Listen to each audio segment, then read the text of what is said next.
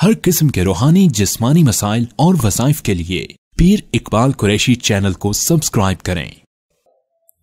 پیچھے بات ہم نے چھوڑی تھی کہ ابو بکر صدیق خلیفہ کیسے بنے۔ اب بعض لوگوں کو یہ اشکال رہتا ہے، اور ہمارا میڈیا، ہمارا اخبار، ہمارے ذرائع ابلاغ، سوشل میڈیا جتنا ہے، وہاں پر ہر بندہ آ کر اپنی رائے کا اظہار کرتا ہے اور اپنی سوچ و فکر کو دوسروں پر مسلط کر دیتا ہے۔ آج اہل سنت اکثر ہمارے ڈاماڈول ہو رہے ہیں۔ ہمارے سنیت جو ہے وہ اکثر سوشل میڈیا پہ اپنا عقیدہ قائم کر رہا ہے، اس کو قرآن و سنت سے علماء کی مجالس میں جا کے گھٹنے ٹیک کر بیٹھنے کی اب فرصت ہی نہیں ہے، نہ اس کو شوق ہے، نہ اس کو پتہ ہے کہ علم سیکھنے کے لیے جانا پڑتا ہے، بیٹھنا پڑتا ہے، پھر عقیدے کی سمجھ آتی ہے۔ یاد رکھیں، ابو بکر صدیق رضی اللہ تعالیٰ عنہ اپنی چاہت سے خلیفہ نہیں بنے تھے، اپنی چاہت سے آپ خلافت نہیں ملی آپ کو، بلکہ جب رحلت ہوئی نبی علیہ السلام کی اور آپ کو پتہ چلا کہ کچھ لوگ بنو سعدہ قبیلہ کے وہاں ثقیفہ وادی میں باغ میں جمع ہیں اور وہ پلاننگ کر رہے ہیں خلافت کے متعلق، تو آپ اپنے ساتھ جلدی میں عمر بن خطاب رضی اللہ تعالیٰ عنہ، ابو عبیدہ جراح رضی اللہ تعالیٰ عنہ کو لیا اور کہا آؤ جلدی سے اس کا قلع کما کریں اور پھر آ کر نبی علیہ الصلوۃ والسلام کی قبر مبارک میں تدفین کا مرحلہ مکمل کریں۔ اب اس پر لوگوں کا پروپیگنڈا دیکھیں جو باطل ہے، جو اعتراض کرنے والا ہے۔ وہ کہتا ہے جی ادھر نبی علیہ السلام کا جسم مبارک ابھی چارپائی پر رکھا ہوا تھا، ابو بکر دوڑے دوڑے گئے اور جا کے خلافت اپنی منوا لی۔ یہی آپ نے سنا نا کئی لوگوں سے۔ ابو بکر صدیق خلافت کے لیے مدینے کی مسجد میں بیٹھتے یا باغ میں جاتے؟ خلافت کی بیعت مسجد میں ہونی تھی، چونکہ آپ کو تو رسول اللہ صلی اللہ علیہ وسلم نے پہلے ہی مصلی دے دیا تھا اپنا، اور جس کو مصلی ملتا تھا وہی خلیفہ ہوتا تھا۔ آپ اسلام کی پہلی صدی کی تاریخ اٹھا لیں، مسلمانوں ہی کا خلیفہ مرکزی جامع مسجد میں خطبہ جمعہ دیا کرتا تھا، مسلمانوں ہی کا خلیفہ فجر اور عشاء مغرب کی نمازیں پڑھایا کرتا تھا۔ آپ تاریخ اٹھا کر دیکھیں، علی المرتضی حیدر کرار فجر کی نماز میں مصلی پہ شہید ہوئے، پتہ چلا خلیفہ امام ہوا کرتا تھا، اور حضرت عثمان غنی وہ بھی مسجد نبوی ہی سے آغاز کیا، جمعے کا دن تھا، خطبہ دے رہے تھے، وہاں سے آپ پر حملہ ہوا۔ حضرت عمر کو فجر کی نماز میں مصلی پہ خنجر مارا گیا۔ مسلمانوں کا خلیفہ وہ ہوتا تھا جس کے پاس مصلی ہوتا تھا، اور حضور نے مصلی کس کو دیا تھا؟ اب اعتراض کرنا ہے تو حضور پہ کریں نا، جرت نہیں ہے، اوپن نہیں کر سکتے حضور پہ اعتراض، کہ اگر کھلا اعتراض کیا تو پھر تو پکے کافر ہو جائیں گے۔ اس لیے ادھر سے ہاتھ گھما کے لاتے ہیں کہ ابو بکر غلط ہیں۔ بھئی ابو بکر کو مصلی کس نے دیا؟ میں اپنے مصلی پہ غلط آدمی کو نہیں چھوڑ کے جاتا، تو نبی اپنے مصلی پہ کیسے چھوڑ سکتے ہیں؟ کیا آپ کو اتنا بھی نہیں پتا کہ نبی علیہ السلام کو اللہ جو وحی کے ذریعے بخاری کی حدیث ہے، مرو ابا بکر فلیصلی بالناس، سیدہ عائشہ سے کہا لوگ بیٹھے ہیں، انتظار میں ہیں، انتظار ہو رہا ہے جماعت کے لیے آئیں، یہاں نمازی اٹھ کے کھڑے ہو جاتے ہیں، ٹائم ہوتا ہے تو ایسا ہی ہوتا ہے نا۔ یہ مومن کی دلیل نہیں ہے، یاد رکھنا۔ جب نمازی اٹھ کے کھڑا ہو جائے نا امام سے پہلے نماز کے لیے، تو سمجھ لو کہ اندر نفاق کی نشانی ہے۔ مومن مسجد میں ایسے ہوتا ہے جیسے مچھلی، اچھا تڑپتا تو نہیں ہے نا پانی میں، مچھلی تڑپتی ہے، اور منافق مسجد میں ایسے ہوتا ہے جیسے مچھلی خشکی میں۔ اب مسجد میں تڑپ رہے ہیں، ٹائم ہو گیا۔ حضور کے صحابہ ایسے نہیں تھے، صحابہ یوں بیٹھے ہوئے تھے، عشاء کی نماز ہوئی نہیں، لیٹ ہو گیا ٹائم، رات کا پہر گزر گیا۔ حضور نے کہا مرو ابا بکر، عائشہ صدیقہ سے ابو بکر سے کہیں مسلمانوں کو نماز پڑھائیں۔ کوئی کھڑا نہیں ہو رہا کہ ٹائم ہو گیا جی، یا تو گھڑی کو دیکھتے ہیں، ابھی بھی گھڑی کو دیکھ رہے ہوں گے کئی، ایسا ہی ہوتا ہے نا، ذرا بات سمجھنی چاہیے، عقیدہ سمجھ آ جانا چاہیے۔ میرا مقصد ہوتا ہے عقیدہ سمجھانا سنیت کو، میں اہل سنت کو کسی کے اوپر تبرہ کرنا، اعتراض کرنا، تنقید کرنا ہمارا مقصود ہی نہیں ہے۔ آپ کو بات سمجھا دینا مقصود ہے، آپ کو سمجھ آ جائے۔ اب حضور نے کہا جاؤ حکم دو ابو بکر کو، مرو کا لفظ کہا، لوگوں کو نماز پڑھائیں۔ سیدہ عائشہ خاموش ہو گئی۔ پھر حضور نے دوسری بار کہا، سیدہ خاموش۔ تیسری بار سختی سے کہا تو سیدہ عائشہ نے کہا انا ابی رقیق القلب یا رسول اللہ، میرے ابو تو بہت نرم دل ہے یا رسول اللہ، آپ کے مصلی پہ تو وہ کھڑے ہو ہی نہیں سکیں گے، آپ کے یار غار ہیں، اور کیسے برداشت کریں گے کہ محمد عربی صلی اللہ علیہ وسلم، اور ویسے ہی مصلی کا اپنا وزن ہوتا ہے، ہر بندہ امامت کر سکتا ہے۔ اب حضور علیہ السلام نے جب دیکھا سیدہ عائشہ نے یہ جملہ کہا، سیدہ نے کہا یا رسول اللہ عمر سے کہہ دیتی ہوں، سیدنا عمر پڑھا لیں گے، سیدنا علی سے کہہ دیتی ہوں، سیدنا عثمان سے کہہ دیتی ہوں، عبد الرحمن بن عوف ہیں ان سے کہہ دیتی ہوں۔ حضور نے غصے کے سختی کے عالم میں فرمایا عرش والا اور فرش والے بھی ابو بکر کے علاوہ کسی کو پسند نہیں کرتے کہ نبی کے بعد مصلی پہ کھڑا کوئی ہو۔ یہ عرش والے کا حکم تھا یا خالی نبی کا حکم تھا؟ عرش والے کا۔ مصلی پہ حضور کے ابو بکر 17 نمازیں پڑھائیں، ایک نماز سے ہی امامت ثابت ہوتی ہے، تو 17 نمازوں سے تو امامت پر مہر لگ گئی۔ جو صحابہ کا امام اگر کہے گا، آپ سے سوال کیا جائے صحابہ کا امام کون تھا تو آپ کس کا نام لیں گے؟ حضور کے بعد ابو بکر کے علاوہ کوئی تھا؟ سارے صحابہ کا امام۔ مسلمانوں کو پہلا حج کروا کر خطبہ حج دینے والا کون تھا؟ ابو بکر۔ حضور کی زندگی میں 2 حج آئے ہیں، ایک کا خطبہ رسول اللہ نے دیا اور ایک کا خطبہ۔ اب آپ بتائیں، اب امامت ثابت، امامت بھی آپ پہ ہی ثابت ہے، خلافت بھی آپ پہ ثابت ہے۔ اگر پہلا امام کہا جائے تو کون ہے؟ ابو بکر۔ پہلا خلیفہ کہا جائے تو کون ہے؟ ابو بکر۔ تو ابو بکر خلافت کے لیے دوڑے کیوں؟ آپ اس لیے گئے مسجد نبوی سے، آپ نے کہا کہ وہاں فتنہ رونما نہ ہو جائے، جتھا نہ بن جائے، ایک مدینے کے اندر کچھ تو خون نہ ہو، گروہ نہ بن جائیں، میں اس کو ختم کروں، ان لوگوں کو مسجد میں لے کر آؤں۔ آپ اگر وہاں خلافت کے لیے جاتے تو اپنے ساتھ کوئی 50-100 لوگ لے کر جاتے نا، چونکہ سارے لوگ تو مسجد نبوی میں جمع تھے، چونکہ نبی علیہ السلام کا جسم مبارک مسجد نبوی میں تھا۔ اب بتائیں، آپ 2 آدمی لے کر گئے، اور 2 کون؟ ایک عمر بن خطاب جو تھے ہی غصے والے، جن کا مزاج ایسا تھا کہ لو کان بعدی نبی لکان عمر، میرے بعد کوئی نبی ہوتا تو وہ عمر ہوتا۔ اب جن کی منشا پہ قرآن اترا، عمر بن خطاب کو لیا امین الامہ۔ حضور نے فرمایا میری امت کا سب سے بڑا امین ابو عبیدہ ہے، امین الامہ آپ کا لقب ہے۔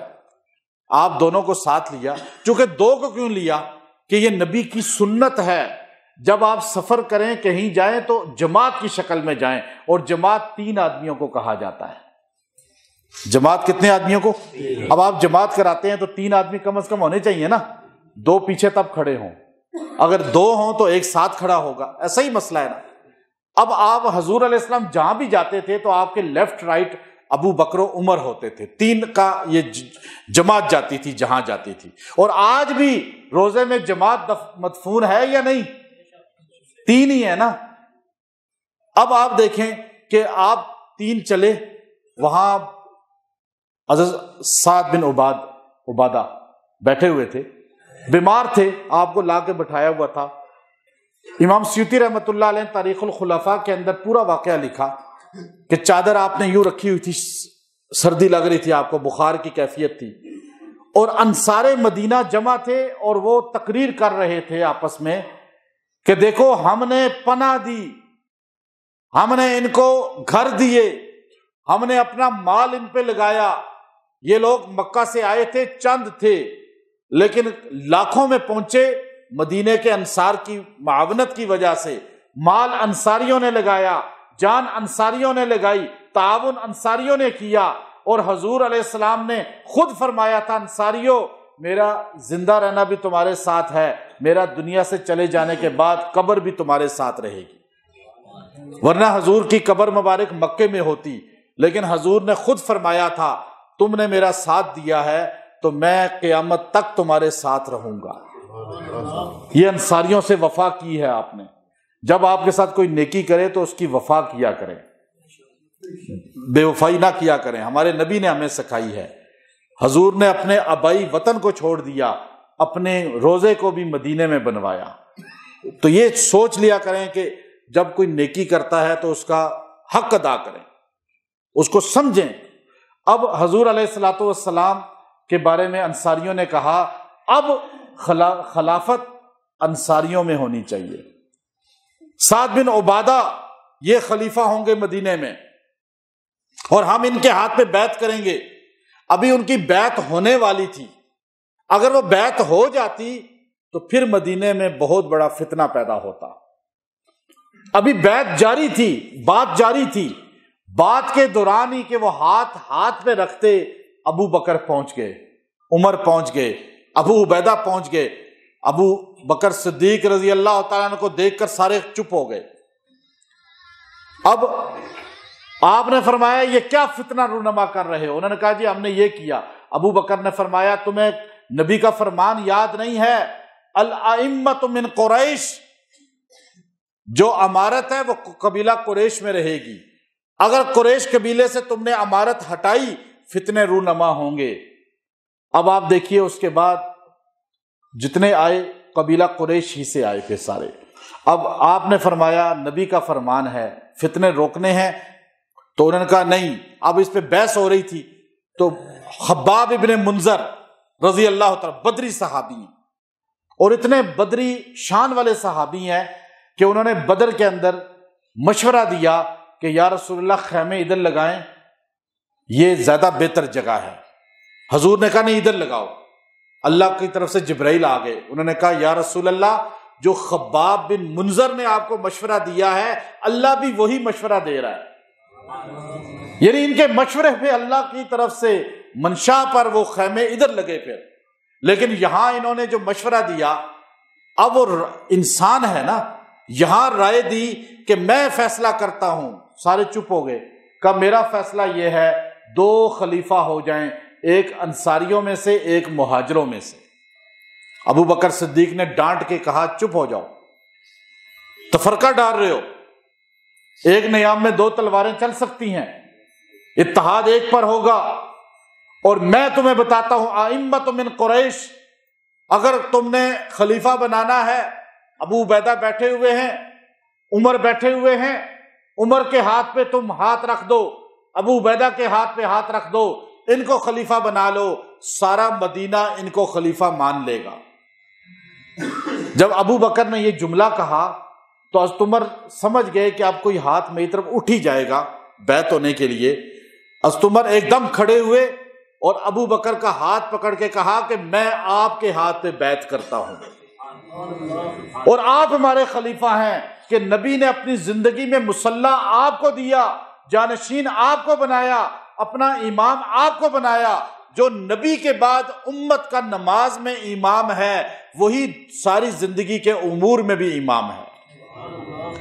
عمر نے جیسے ہی ہاتھ رکھا تو ابو عبیدہ نے پھر ہاتھ رکھ لیا، اور ادھر سعد بن عبادہ انصاری صحابی اٹھے اور انہوں نے اپنا ہاتھ ابو بکر کے ہاتھ میں رکھ کر کہا کہ میں انصاریوں کا سردار بھی آپ کے ہاتھ پہ بیعت کرتا ہوں. اب یہ صحابہ کا جو اختلاف ہوا کرتا تھا نا، وہ ہماری طرح نہیں تھا کہ دل میں بغض رکھتے تھے. ہم تو بھولتے ہی نہیں ہیں باتیں. ابھی آپ کی کسی سے لڑائی ہو تو کیا حال ہوتا ہے؟ صلح ہو کے ہی بعد میں. صحابہ ایسے نہیں تھے. قرآن کہتا رحماء بینہم، اور صحابہ وہاں کیسے شدت سے مشورے دے رہے تھے. لیکن ایک دم جب ابو بکر کی خلافت پر بیعت ہونا شروع ہوئی تو سارے صحابہ جو وہاں بیٹھے تھے انصاری اٹھ کر بیعت ہونے لگے، یہاں تک کہ وہ سارے ابو بکر صدیق کے ساتھ مسجد نبوی میں آئے اور آ کر اعلان کیا کہ خلیفہ ابو بکر ہیں۔ اب مجھے بتائیں، اب وہ کہتے ہیں جی یہاں تو حضور علیہ السلام کے جسم مبارک موجود تھا اور یہ دوڑے اور خلیفہ اپنے آپ کو بنا لیا۔ بھائی پوری بات نہ سنی کو بتاتے ہیں، نہ ہمارا نوجوان سنی مرد عورت کو پتہ ہے، اور وہ خالی سنی سنائی سوشل میڈیا کی بات پہ شان ابو بکر میں تبرعی بن جاتے ہیں۔ آپ تاریخ الخلفاء اٹھائیں، آپ البدایہ والنہایہ اٹھائیں، آپ تاریخ الامم والملوک اٹھائیں، آپ کو پتہ چلے گا کہ بیعت ابو بکر کیسے ہوئی تھی۔ اگر آپ اخبار پڑھیں گے تو پھر تو آپ کو پتہ نہیں چلے گا، پھر تو آپ کا عقیدہ تبرعی بن جائے گا۔ تو یاد رکھیں، ابو بکر صدیق رضی اللہ تعالیٰ عنہ کا جب انتقال ہوا، اصول کافی جلد 4 عربی کی میں نے اپنی آنکھوں سے پڑھا، اپنے ہاتھوں سے کتاب کھولی، محمد بن یعقوب الکلینی کی لکھی ہوئی کتاب، نام کیا ہے؟ اصول، دنیا رفظ کی معتبر ترین کتاب میرے پاس موجود ہے۔ میں نے خود کھولی، میں حیران رہ گیا کہ اس کے اندر یہ واقعہ موجود ہے آخری جو بتا رہا ہوں۔ کتاب کا نام ہے اصول کافی، لکھی گئی ہے عربی میں، رائٹر ہے محمد بن یعقوب الکلینی، اور یہ واقعہ لکھتے ہیں خلیفہ اول ابو بکر صدیق کا وصال ہوا۔ آپ نے اپنی بیٹی سیدہ عائشہ سے اپنے بیٹے عبد الرحمن بن ابی بکر سے کہا کہ جب میرا انتقال ہو جائے تو مجھے خواہش یہ ہے کہ محمد عربی صلی اللہ علیہ وآلہ وصحبہ وسلم کے پہلو میں تدفین ہو، حضور کے پڑوس میں جگہ ملے، لیکن شاید حضور اور عرش والا پسند نہ کریں، میری خواہش تو ہے، لیکن میں تمہیں بتاتا ہوں کہ تم میرے وفات کے بعد نبی علیہ السلام کے روضہ اطہر کی جالیوں کو، دروازے کو کنڈی لگا دینا اور بند کر دینا، میری ڈیڈ باڈی کو، میت کو دروازے کے سامنے لے جانا، وہاں جا کر تم نے ایک صدا لگانی ہے، یا رسول اللہ، یا حبیب اللہ، آپ کے یار، آپ کے محبوب، آپ کے دوست، آپ کے صحابی ابو بکر آئے ہیں، اجازت ہو تدفین کریں، اجازت نہ ہو تدفین یہاں نہ کریں۔